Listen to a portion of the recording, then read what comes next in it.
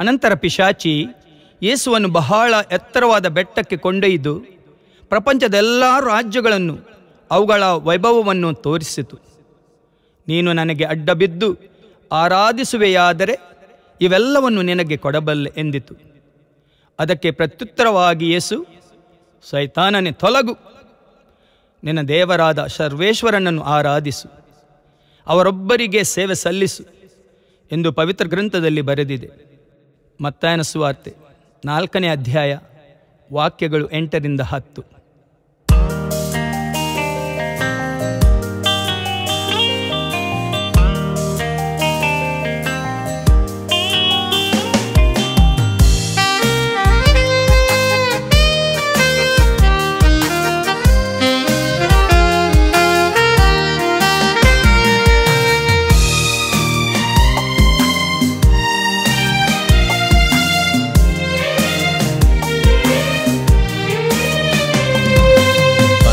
ಪೂಜ್ಯ ದೇವರಿಗೆ ಆರಾಧನೆ, ನಿತ್ಯ ಜೀವ ಪಿತನಿಗೆ ಆರಾಧನೆ.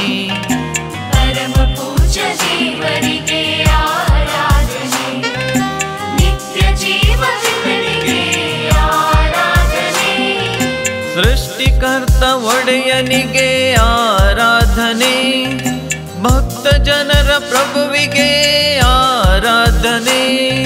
ಸೃಷ್ಟಿಕರ್ತ ಒಡೆಯನಿಗೆ ಆರಾಧನೆ, ಭಕ್ತ ಜನರ ಪ್ರಭುವಿಗೆ ಆರಾಧನೆ.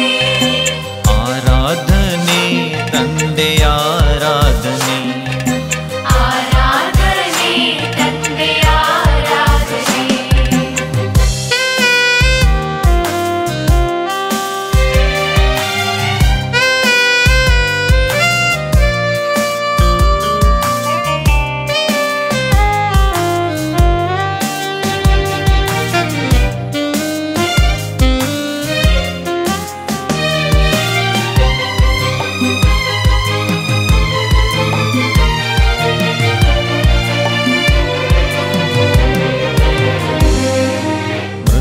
ಜಯ ಯೇಸುವಿಗೆ ಆರಾಧನೆ, ಜಗಜ್ಯೋತಿ ಸುತನಿಗೆ ಆರಾಧನೆ. ಮೃತ್ಯುಂಜಯ ಯೇಸುವಿಗೆ ಆರಾಧನೆ, ಜಗಜ್ಯೋತಿ ಸುತನಿಗೆ ಆರಾಧನೆ. ಪ್ರೇಮಮಯ ಕ್ರಿಸ್ತರಿಗೆ ಆರಾಧನೆ, ಕರುಣಾಕರ ಕರ್ತನಿಗೆ ಆರಾಧನೆ.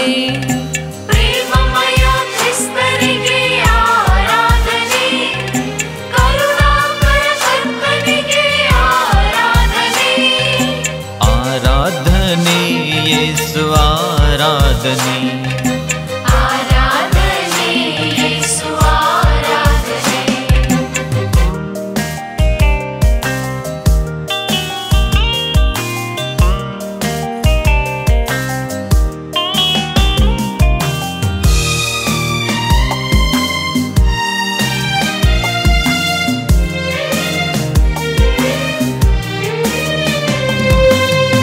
ದಾತ ಆತ್ಮನಿಗೆ ಆರಾಧನೆ, ಕೃಪೆ ತೋರುವ ವೈದ್ಯನಿಗೆ ಆರಾಧನೆ. ವರದಾತ ಆತ್ಮನಿಗೆ ಆರಾಧನೆ, ಕೃಪೆ ತೋರುವ ವೈದ್ಯನಿಗೆ ಆರಾಧನೆ.